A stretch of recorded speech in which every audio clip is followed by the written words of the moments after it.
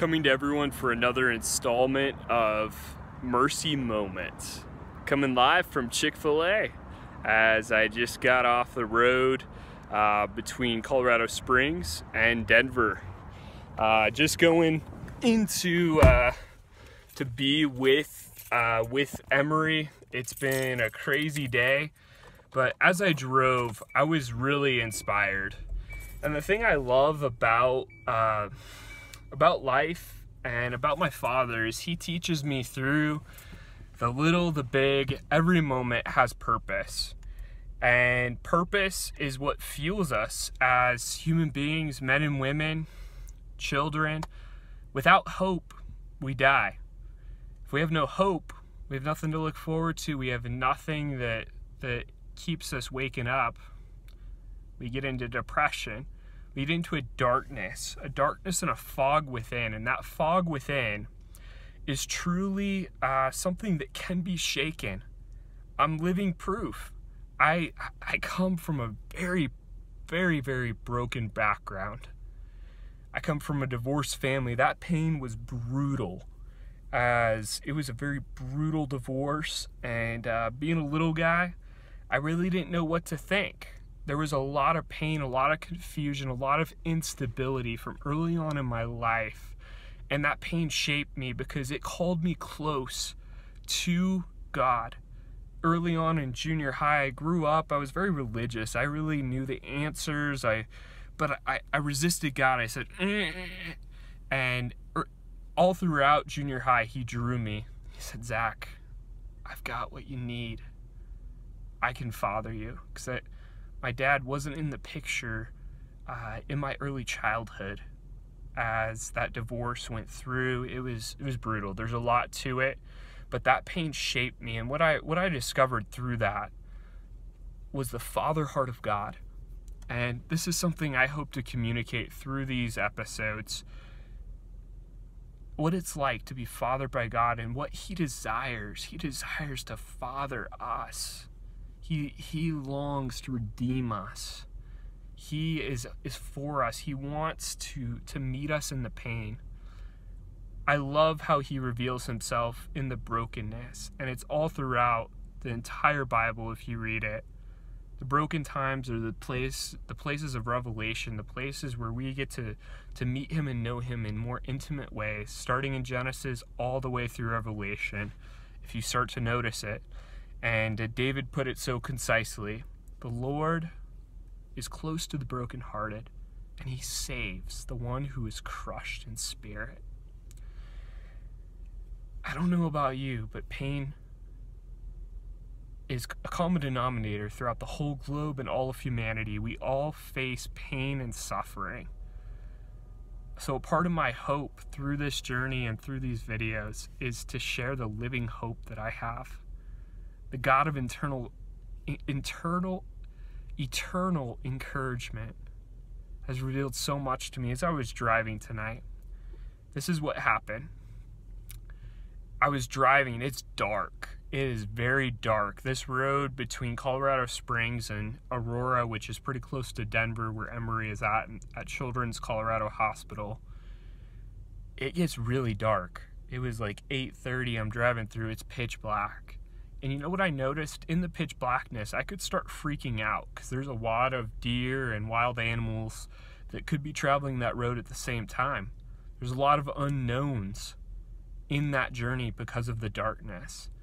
Another thing is I can't see anything, so there is beauty all around. That road during the day, one of the most gorgeous drives you can make, frankly, especially as you get about 20-30 miles out of from Colorado Springs from Aurora. It's beautiful, this rolling green hills, the grass, the trees, but all that is masked by the darkness. So in the journey you are on, friends, if the journey is cloaked by darkness, you may not see the beauty that's surrounding you. And you may fall into worry, anxiety, or fear. I don't know what's going to happen. Something could happen here, something really... And you start thinking and rehearsing things, and before you know it, those thoughts start to become a reality because Our thoughts are powerful. Our thinking flows. Our thinking produces our living. So as a man thinks in his heart, so is he. King Solomon wrote in Proverbs. So when we think, what we think, just like I heard sophomore year of high school, I'll never forget this, Chip Ingram, pastor in California, said, "You are the product of your thought life. More than what you eat, you are what you think." Let that sink in. You are the product of your thought life. What is it that you think about all the time? That is what you will do. And that's a profound statement. That changed my life my sophomore year of high school and totally altered the way that my life would go, because I understood the power of my thoughts and my thinking and what I choose, the choice I have. What I think about, I will become. What you think about yourself, you are and you will become.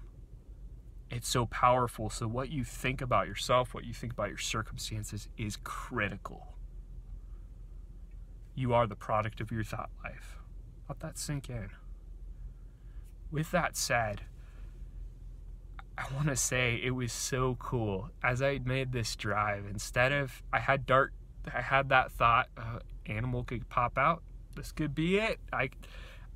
I work in auto claims. I hear these claims. It's scary to me to have an animal jump out. That sounds freaking insane, and it sounds very scary. So I turned on, I had Caleb on. It was song after song. I started out with the following song I'll put on in just a minute here. This is a song that is such an anthem of encouragement and hope. No matter what's going on, man, this is awesome.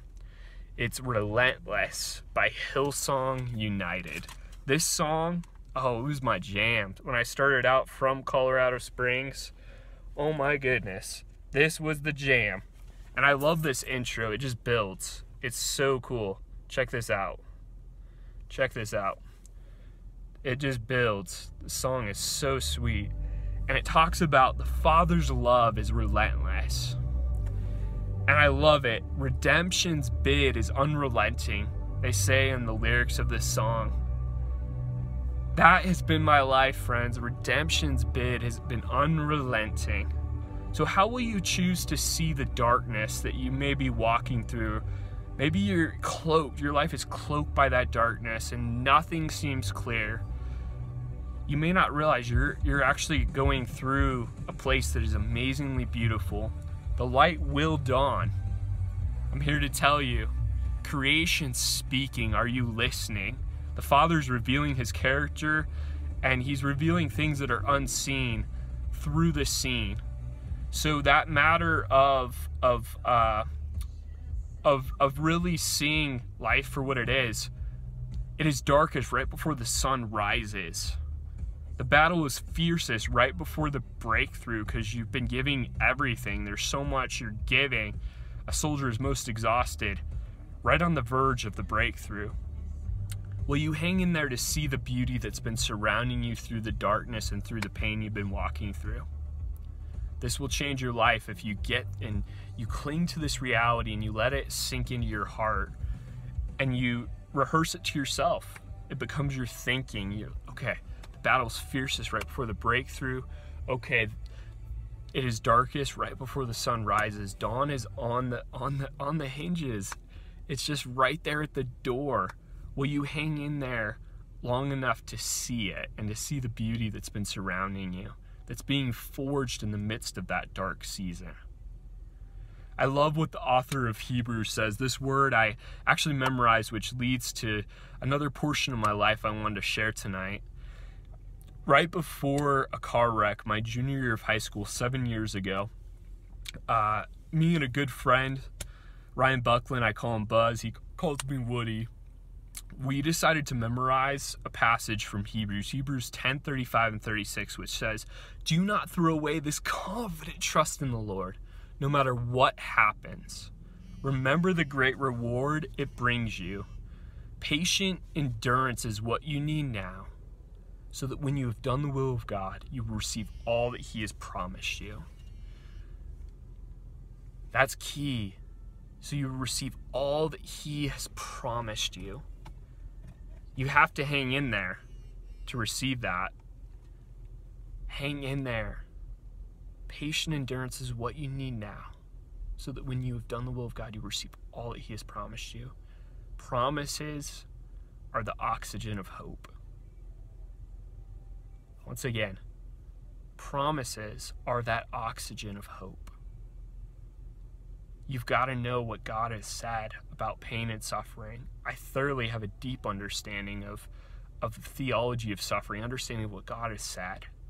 And that's what's fueled me for over coming up on 14 months now.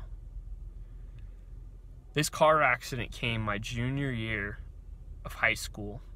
The very end of it, March 27, 2011, about 10 p.m. led to a moderate traumatic brain injury, full life support, medically induced coma. You can actually still see my face in here. I had 100 stitches from the window, whole window right into my face.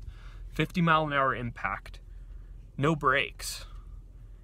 It was intense. And as I was rolling through the drive-through here at Chick-fil-A, I literally got to share this story with the man who was doing the cashier, Sam. I rolled up. He's like, "How's your day going?" I'm like, "Thankful." He's like, "Why are you thankful?" I'm like, "I've got to tell you my story. I've been through a lot, man." So I shared this story, and it was so life-giving. He said, "Thank you so much." So I pray it's the same for you as I go into the thick of a circumstance. Emery's been having seizures that started this morning. I understand these Emery episodes are transformative, and I'm coming to you from the thick of it. I'm not coming to you when life is good and everything is great. I'm coming in the midst of it because I want to reveal the glory of my Father. He is greater than anything that you can face. May you learn to know Him intimately as He really is and discover the hope no matter what's going on. The greater the adversity, the greater the grace and the hope available. May you know Him in the thick of it. Bless you, friends.